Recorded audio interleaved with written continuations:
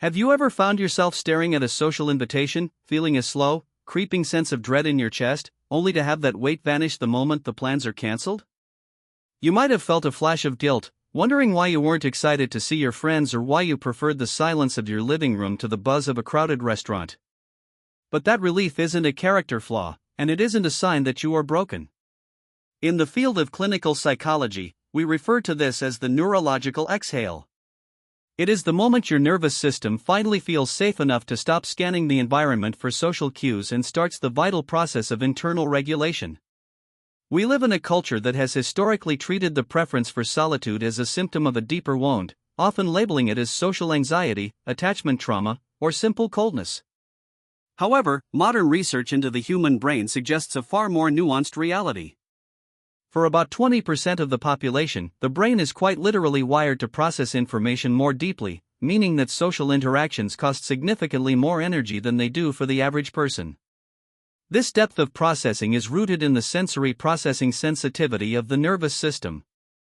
When you are in a crowded room, your brain isn't just hearing a conversation, it is simultaneously analyzing the micro-expressions of the speaker, filtering out the background music, noticing the shifting energy of the group, and managing your own internal emotional response. This creates a massive cognitive load.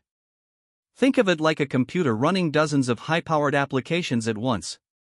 Eventually, the system begins to overheat, and it requires a period of total shutdown to defragment the hard drive and clear the cache. For someone with this temperament, solitude is not a luxury or a hobby, it is a biological necessity for survival.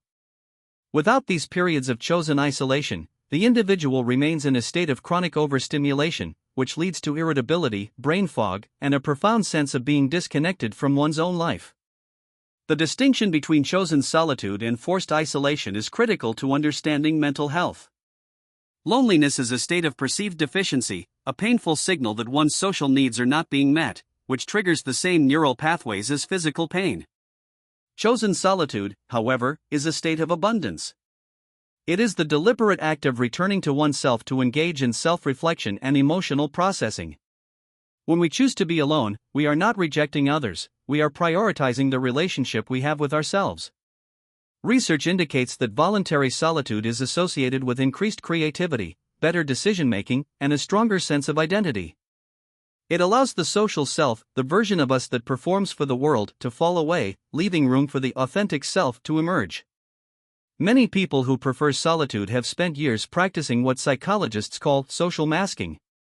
Because society rewards extroversion, these individuals learn to mimic social enthusiasm, filling every silence and nodding along to every conversation even when their internal battery is flashing red. This masking comes at a devastating psychological cost.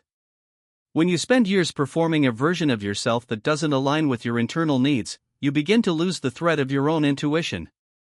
You may find yourself living a life that looks successful on paper but feels hollow and exhausting in practice. You might find yourself at the age of 30 or 40, realizing that you have been living outside of yourself for so long that you no longer know what your own voice sounds like.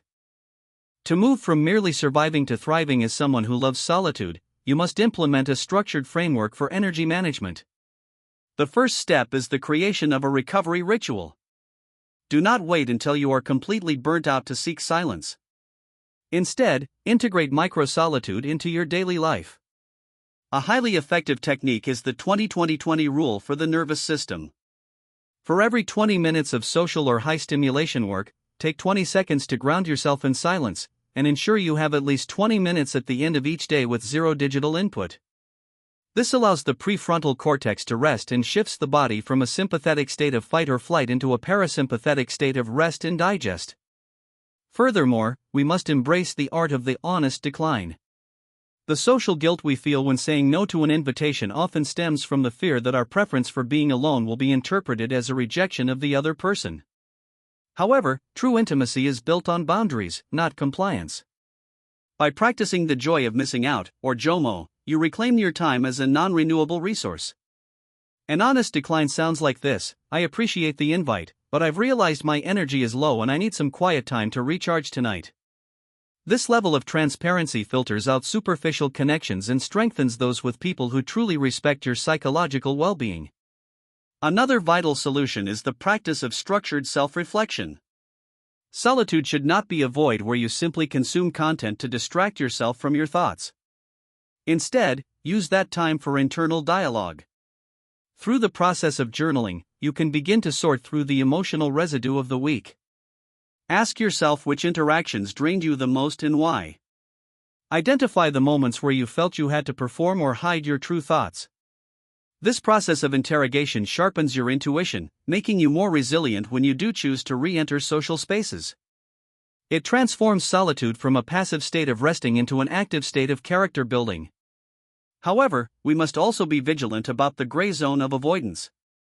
Solitude is a powerful tool, but it can also become a sophisticated hiding place for those afraid of vulnerability. To know the difference, you must monitor the curdling effect. Restoration feels like a slow filling of a reservoir. It leaves you feeling refreshed, clear-headed, and eventually ready to engage with the world again. Avoidance, or retreating, feels like a temporary relief that slowly curdles into numbness, disconnection, and a sense of being stuck. If your time alone makes you feel more anxious about the thought of seeing people, you may be using solitude as a shield rather than a battery. In those moments, the healthiest action is actually a small, controlled dose of connection with a trusted individual. In our modern era, the choice to be alone is a radical act of cognitive independence. We are constantly tethered to a digital hive mind that profits from our boredom and fear of being left out. Algorithms are specifically engineered to make stillness feel uncomfortable, pushing us to constantly scroll and react. By choosing to sit in a room alone without a screen, you are reclaiming your attention from a multi-billion-dollar industry. You are deciding that your internal world is more interesting than the external noise.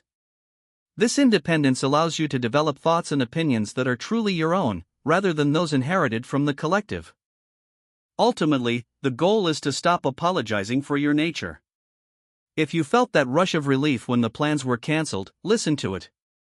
It is your biology telling you what it needs to function at its highest level. Intimacy and connection require presence, and you cannot be truly present for others if you are completely depleted from performing a version of yourself that doesn't exist. By honoring your need for solitude, you are actually becoming a better friend, a better partner, and a more effective human being. You are ensuring that when you do show up, you are bringing your whole self, not just the exhausted fragments of a person who stayed too long at the party. Understand that solitude is a specific kind of fullness. It is the garden in which your values grow and your intuitions are forged. It is not a flaw to be fixed, but a temperament to be leveraged. When you finally stop treating your preference for quiet as a problem to be solved, you unlock a level of self-mastery that is increasingly rare in our distracted world. You become the person who can stand firm in their own truth because you have already had the conversation with yourself in the quiet. You are not a loner, and you are not broken. You are simply tending to your own garden, ensuring that your roots are deep enough to withstand the noise of the world outside. The most important relationship you will ever have is the one you have with yourself in the silence. Protect it, nurture it, and never feel the need to justify it to those who do not understand the beauty of a quiet mind.